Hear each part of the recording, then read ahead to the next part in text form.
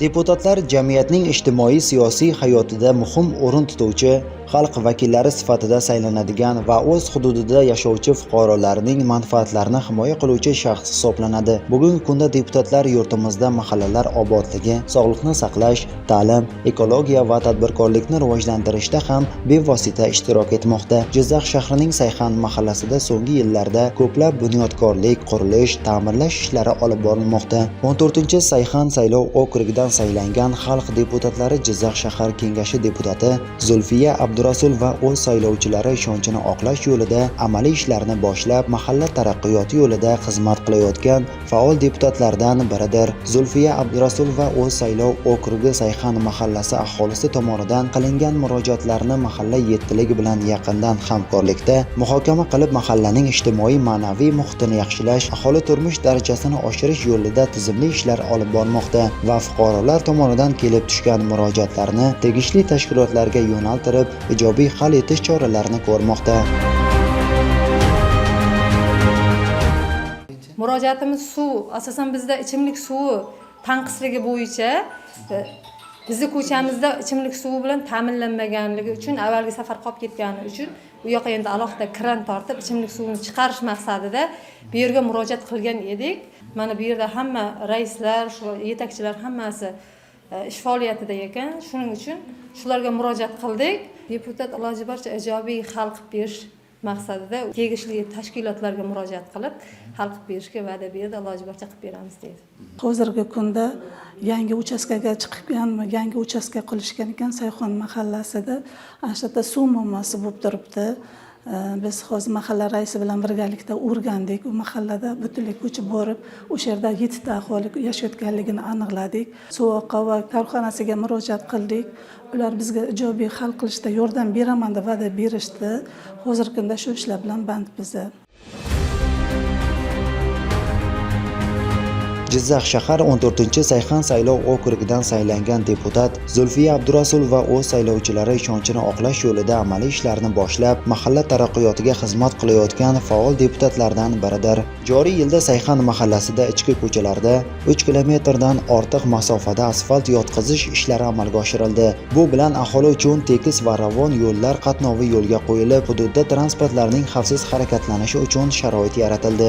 Aholining uzoq manzillarga borib kelishdagi qiyinchiliklarni yengillashtirish maqsadida 16-raqamli avtobus yo'nalishi belgilangan grafik asosida qatnovga yo'lga qo'yildi. Bu tashabbus ham aholini uzoqni yaqin, mushkulini oson etishga qaratilgan ezgu sa'y-harakatdir. Joriy yilning 6 oy davomida mana shu Sayxon mahallasiga biriktirilgan deputat opamiz Zulfiya opa bilan birgalikda Sayxon mahallasida qancha bir ishlar amalga oshirib borilmoqda. Bundan keyingi ishlarimizni ham rejalashtirganmiz. Bu borasida Sayxon mahallasining lalimkor ko'chalarini obodonlashtirish ishlarida, daraxtlarning ekilishi, sug'orilishi bo'yicha hamda chiqindi xonalarning tozaligi, unga o'rnatilgan konteynerlar bo'yicha deputat opamiz bilan birgalikda ish olib bormoqdamiz. Birgalikda hamjihatlikda bugungi hozirgi muammoni aytadigan bo'lsak, Sayxon mahallasini yangi Sayxon ko'chasiga ayrim bir hududlarga ichimlik suvi muammosi bor edi. O'shani yechimini birgalikda yechishni rejalashtirganmiz. Hozirda bu ishlar bo'yicha katta bir ishlar olib borilmoqda.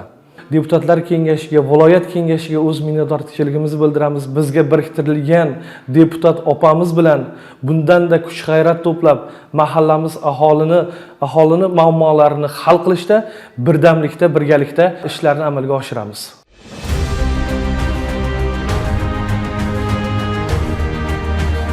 Deputat tashabbusi bilan ko'plab ijtimoiy sohalarda ham ijobiy o'zgarishlar amalga oshirilmoqda. Jumladan, Qo'rg'ontepa ko'chasida istiqomat qiluvchi fuqaro Norxo'ja Badirovga imtiyozli kredit mablag'i ajratilib, o'z yer maydonida zamonaviy issiqxona tashkil etilishiga ko'mak berildi. Mazkur issiqxonada yiliga 3 marotaba hosil olish tizimli yo'lga qo'yilib, hozirda bodring mahsuloti yetishtirilmoqda.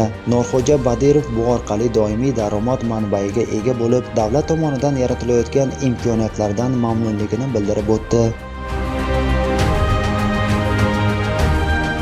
Davlatimiz tomonidan imtiyozli kreditlar olib, mana o'g'lim va kelinim nomiga ikkita issiqxonaga kredit olganman. Mana shu 2024-yildan boshlab mana shu issiqxonalardan foydalanib kelyapman. Yiliga 3 marta ekib, 2 marta bodirin, 3-chisiga qishki sezonga ko'kat ekinlarimni o'shanda ekinlardan ekib, mana shu bozorlarimizni boyityapmiz. Oilaviy byudjetlarimizni, iqtisodlarimizni yanada yaxshilayapmiz. Xudo xolasa barcha mana shu mahalla yurtdoshlarimizni, fuqarolarimizni mana shunday bo'shayotgan joylarga ekin qilib, almashtirib ekib, 3 marta hosil egayotgan hosildorlik ekinlardan egib, mana shu bozorlarni boyitish kerak, xonadonning iqtisodini yaxshilash maqsadida mana shunday harakatdamiz. Harakatlarning evaziga mana shunday yaxshi bir daromadlar qilyapmiz. Bundan biz xursandmiz. Mana deputatlarimiz bilan barcha mahalla yetkililar ham hammasi mana shu xabardor bo'lib turibdi. Mahallamizdan mana shunday tadbirkorlarimizni qo'llab-quvvatlab turibdi. O'zining bir e'tiborini bergani uchun minnatdorchilik bildiramiz.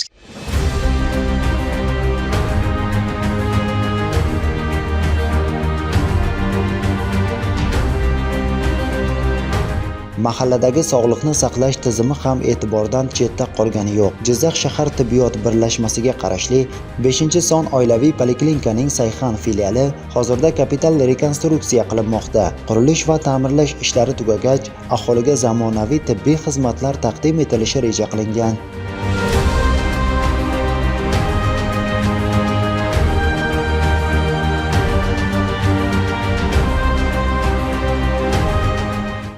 Sayxan mahallasi fuqarolari bilan uchrashganimda, saylov oldi uchrashuvda o'zimni dasturlarim bilan tanishtirgan edim.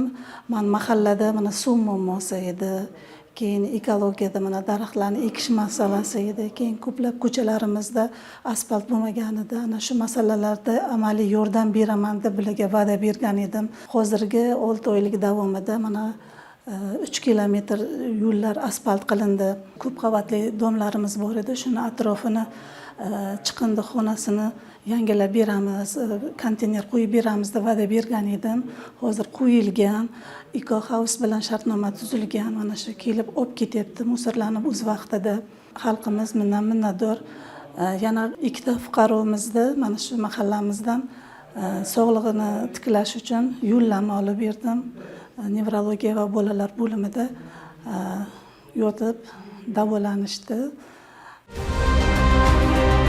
Shuningdek, mahallaning kirish qismida yashil makon umummilliy loyihasi doirasida manzarali va mevali daraxtlar ekildi. Bu nafaqat ekologik muvozanatni saqlash, balki atrof muhitni obodonlashtirishga xizmat qilmoqda.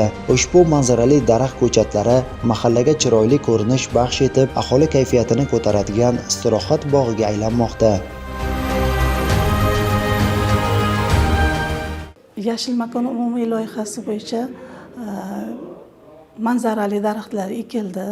Mana shundan 80% ko'karib, hozirgi kunda yashnab turibdi. Hozir endi o'rganib chiqib, shu suv sal tanqisligi uchun kam suvga moslashgan daraxtlarni ekologiya partiya bilan birgalikda o'rganib chiqib, shu kelgusida shunaqa manzarali daraxt ekishga harakat qilmoqchimiz.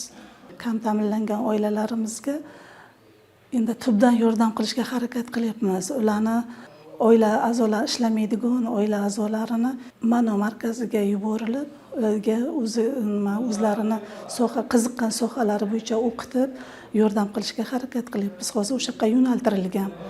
Yana keyin mahallani o'zida uy hamshirasiga shunaqa mano markaz tomonidan hamshiralar berilib, o'sha o'rgatilyapti. Har bitta xonadonga baribir hamshira kerak-ku, o'sha o'zlarini hech bo'lmasa birinchi yordam berish uchun shu oilasida istama qilganda qanday yordam ko'rsatiladi. Shu mahalla guzarini o'zida o'quv markazi tashkil qilindi. Haftani to'q kunlarida mana shu mano markazdan o'qituvchi kelib, o'qitib, o'rgatib ketishyapti. Aytish joizki, xalq deputatlari Jizzax shahar kengashi deputati Zulfiya Abdurasulovaning faoliyati mahallaning ijtimoiy, iqtisodiy va ekologik taraqqiyotiga xizmat qilmoqda. Yo'l infratuzilmasi, transport, issiqxona orqali daromad manbalari, sog'liqni saqlash va ekologiya kabi yo'nalishlardagi amaliy ishlari deputat va xalq o'rtasidagi ishonchli aloqaning yorqin ifodasidir.